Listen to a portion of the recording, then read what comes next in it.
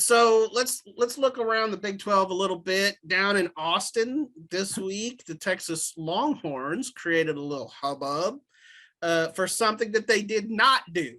And that was that Steve Sarkisian opted to not put out a depth chart prior to the season opener against Louisiana-Monroe. And then it came out that they don't really plan to put out a two deep all season long. Now, obviously, people will watch the games and they'll see who's playing and all of that. So I guess they could kind of make one up themselves.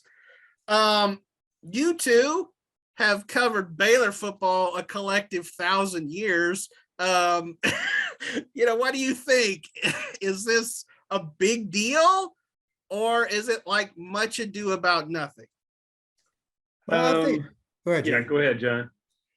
Well, I think you ought to put out a depth chart that has like Vince Young and Ricky Williams on it, and just see how people react.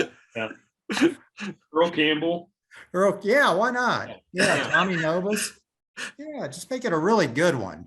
This is going off the rails a little bit, but you guys know Ed Trocum, Sean Trocum's husband, has coached a lot of different places here in town.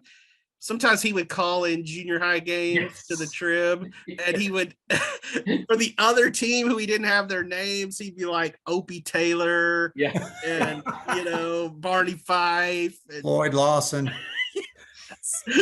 So I don't know. You're right. Maybe that's what UT should do. No, I think it's really bizarre. I mean, are you just trying to hide stuff? Are you a little embarrassed? Or are you not sure about your guys? It's very strange. Jared? Yeah, the thing I look at in this is sometimes when you release a depth chart, you hurt some feelings, that kind of thing. I mean, like if you've got a hot shot high school running back, like we talked about Richard Reese. Well, if Richard Reese is 7th on the depth chart, which he wouldn't be on the depth chart, but if he's that far down, then maybe you hurt feelings. I don't know.